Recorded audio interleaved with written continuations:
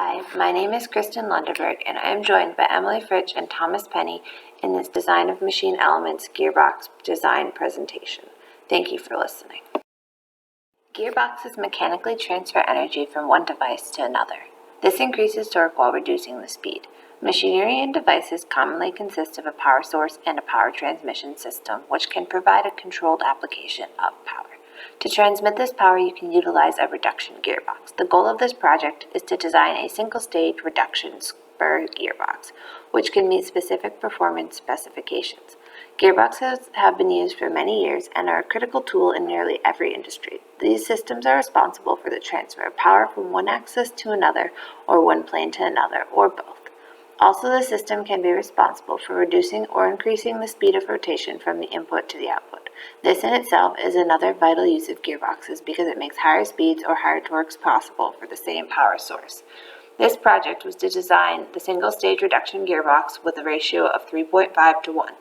The design includes housing, spurs, gears, shafts, and mechanical keys. The gearbox input will run on a 15 horsepower inlet and deliver 15 to 30 horsepower and 1800 RPM as the output.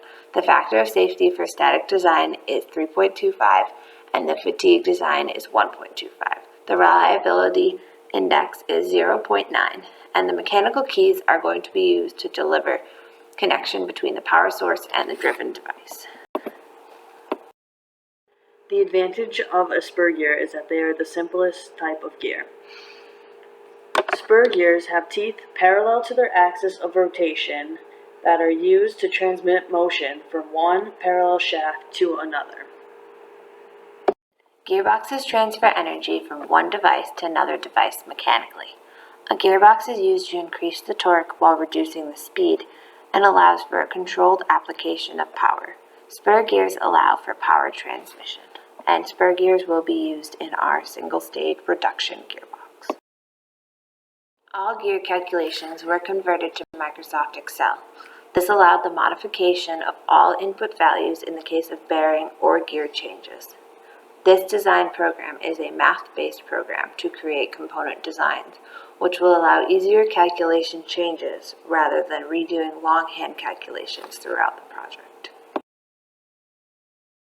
The gear and pinion were the first items to be designed for the gearbox. The first portion of designing the gear and pinion was to figure out the dimensions. Using the input power and the input speed, our team was able to create the gear and pinion for the gearbox design.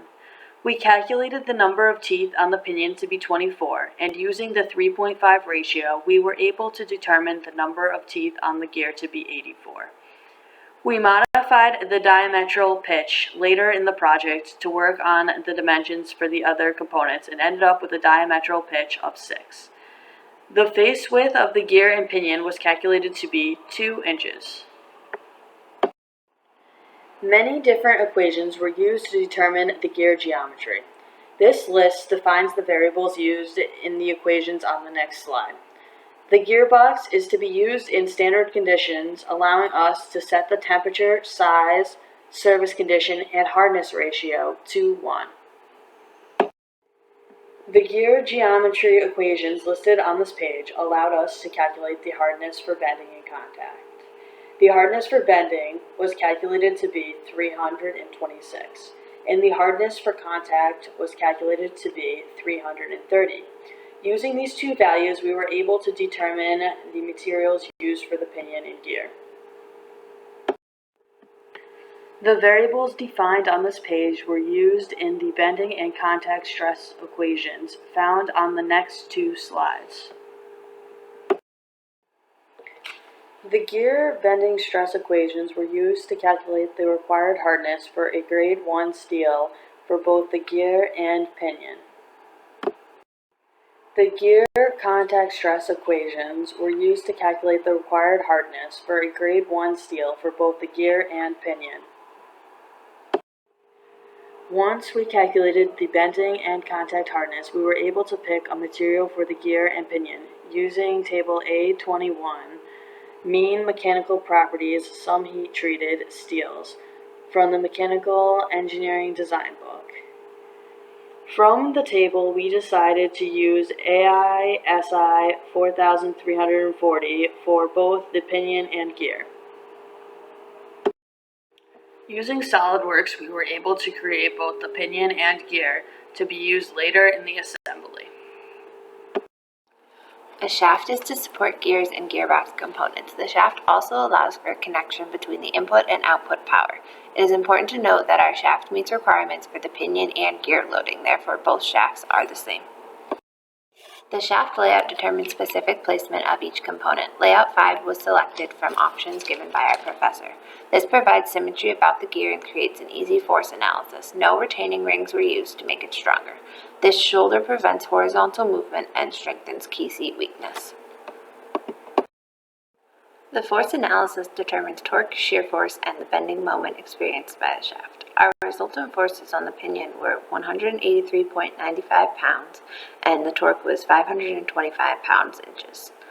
These calculations are based off the static force and moment equations. They will be used in the diameter calculations. The material selected was ANSI 1045 steel, with a yield strength of 76,000 psi and a tensile strength of 90,000 psi. Fatigue design was completed to prevent failure due to fatigue, and static analysis was completed to prevent bending and shearing. We rounded up the diameters to standard sizes for easier manufacturing, and later we rounded them up again to meet the needs of our bearings inner bore size. There is a step of 1/4 of an inch between the section A and section B of the shaft. An FEA analysis was completed for resonance. Natural frequency must be above 1800 RPM. After completing the FEA, our shaft could run at 341,400 RPM before failure. This is well above operating speed and therefore does not need to be worried about. The shafts carrying the gear and pinion undergo both torsion and lateral forces. The torsion is clear. If the input force is a rotation and the shafts are transferring the force through rotation, then there should be a torsion. This torsion force was used when calculating the requirements of the shaft in order to ensure they will endure the design specifications. The lateral force is slightly less clear. The lateral force is due to the spur gears' interaction with each other. The gears push against one another when they are rotating and create a force that appears to be trying to separate the gears.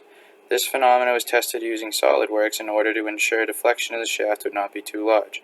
The results show that the maximum displacement was 1/100,000th of an inch, which is much less than the desired maximum of 3/1000ths. The mechanical key transmits the power to the shaft. This is in the case of the input shaft, the output shaft, the gear, and the pinion. The key will break in the case of excessive stress. This is easier to replace and cheaper than any other component gearbox in the case of failure. A key design is dependent on the final shaft diameter. Key design is dependent on material selected and common parameters. These parameters are given based on shaft diameter. Our key has a width and height of 5/16 of an inch. The key sizes are also included relevant tolerances. The material selected was 1045 cold-drawn steel with a tensile strength of 90,000 psi and a yield strength of 76,000 psi. The chosen factor of safety for our key is 3. The key length will be determined with the given parameters and the transmitted torque of 525 pound-inches. After solving for the minimum length, the key design was brought to 0.4 inches to ensure manufacturability and a higher strength. Bearings can be exposed to a variety of forces due to various applications. There are two basic categories of forces which are static and dynamic. This means that bearings can be exposed to forces that are either stationary or flowing. For example, some machines have bearings that are not always rotating during operation but always have force acting on them. This is not the case in our application. The only time force will be present in the bearings is when it is rotating. Now we can use the forces present due to the design specifications to calculate the dynamic load the bearing will endure during operation. This load will be compared to the dynamic load rating of the bearing given by manufacturers. The calculation of the dynamic load is the forcing factor of the bearing diameter. Increasing the diameter of the bearing increases the force it can handle. There are also double roller bearings as well as other ways of making bearings stronger without increasing the diameter of the bearing, but the easiest, which means the cheapest, way of increasing the strength is to increase the diameter of the bearing. So once the load was calculated, it was compared to the given loads for the different diameter bearings in the manufacturer's catalog. Our calculated dynamic load could be satisfied with a very reasonable sized bearing, so no special ordering is needed. The bearing manufacturer we found was Pier, a radial ball bearing manufacturer. They produce a very wide range of bearings available in metric and standard sizes. We chose a series of bearing that was a basic single row bearing with sealed and locating clips available, but our application did not require these amenities. The main reason for selecting this series is it is available in standard sizes and in a basic single row design with no seals or locating clips. From there, the final bearing selection was made from the series based on the calculated dynamic load. The smallest bearing with a high enough catalog load to satisfy our design specification is the 1641 part number, which has a bore of 1 inch. The calculations of the catalog load the bearing will endure in our application has a lot of variables. The bearings have a specific life of 1 million, which is a given value. That value then drives the values of the Weibull parameters. The application life is based off the rotation speed of the bearing and the application life of the bearing, which is 4,000 hours. The reliability factor is a design specification. The reaction force is a force mentioned in the FEA of the lateral force due to the gear and pinion interaction during operation. The multiple of rating life is based off of the application life and the specific life of the bearing. Once all these variables are accounted for, the catalog load can be calculated. The final component designed for the gearbox was the housing. The housing was designed to support the bearing holders, provide space for the input and output shafts, and provide enough space to hold the gear and pinion shaft assemblies. The housing assembly was designed in 4 parts that would be held together by bolts once the assembly was done. Extra supports were added to support the bearing holders in order for the gearbox to function appropriately. The final component resulted in a fully operational gearbox that satisfied all of the design specifications.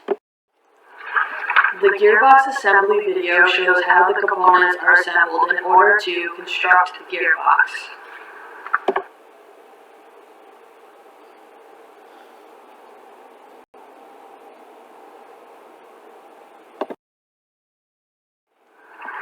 Using the theories taught to us throughout the course, we were able to create a fully functional gearbox. The following is a motion study done in SOLIDWORKS to show the gearbox in motion. Done. We already set the time.